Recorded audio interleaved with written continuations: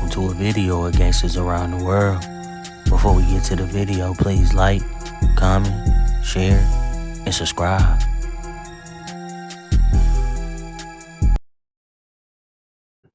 But everywhere you go, bro, you got an excuse. Ain't no excuse behind my name, bitch. Play with it if you want to. I'm already going to hell, bitch. I'm Hoover. I'm really like that. About what I say, I'm willing to die right here and now. You got your fire, I got mine. What's happening?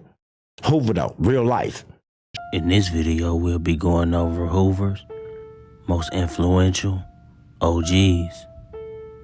OG Gumby, Reggie Gumby Cole, was a long-serving member of the 9 Deuce Hoover Crips. He earned the nickname Gumby in prison. Justice advocates believe he was wrongfully convicted in the 1994 murder case at just 18. He served many years and spent time in solitary. And in 2008, forensic evidence showed he wasn't responsible for the crime. While incarcerated, Gumby became a target of Eddie Devil Clark, a feared Hoover Crip in prison for decades. Clark had cultivated a reputation for brutality, including sexual assaults.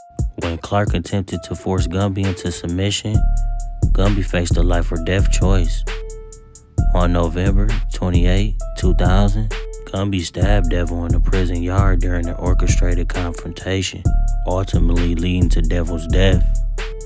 Gumby later told a reporter, "I was innocent, and I still had to be a convict," describing the incident as a forced act of defense. He was charged with murder and initially faced the death penalty. However, after nearly 3 years of trial preparation, the prosecution reduced the charge to manslaughter, and Gumby was released, having been cleared of the 1994 crime and allowed to serve the lesser sentence. In recent years, OG Gumby has appeared in viral interviews, often using claymation-style visuals to flow stories about his standing in the Hoover gang culture.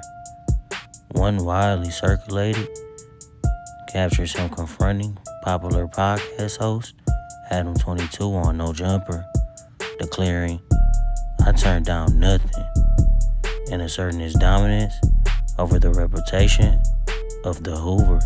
Other clips show him addressing fellow gang figures and culture critics, sometimes challenging them, including Lil Boozy, Milk 74, and even Whack 100, grounded his reputation as an elder, reclaiming narrative control of Hoover history.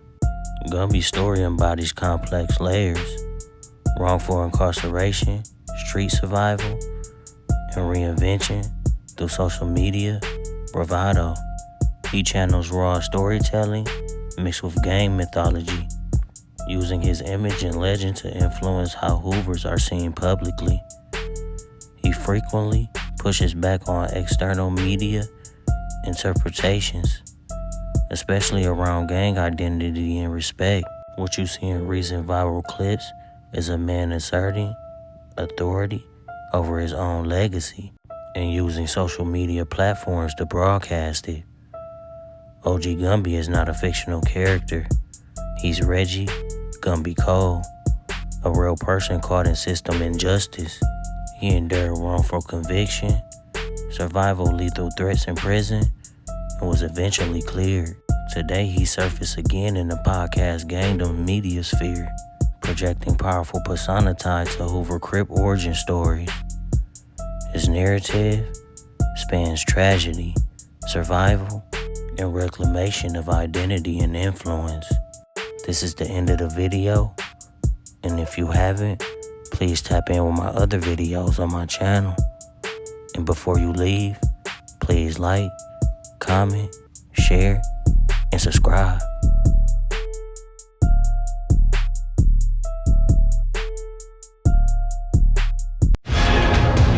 And a good morning. Monday morning to you. I'm Brooke Baldwin in this morning for Kira Phillips, and here is what we're working on for you. California man finally free after serving 16 years for a crime he didn't commit. This is Reggie Cole. He actually walked out of a California prison over the weekend, thanking the California Innocence Project and law school students who worked diligently on his case. Attorneys were able to successfully argue that Cole's 1994 murder conviction was based on evidence that was simply fabricated.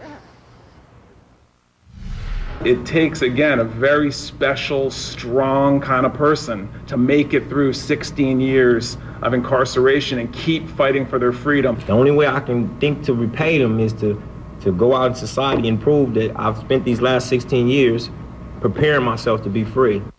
Cole's life sentence was actually thrown out last July, but he still had to finish a manslaughter sentence for killing a fellow inmate. He now says he wants to get his GED and study the law.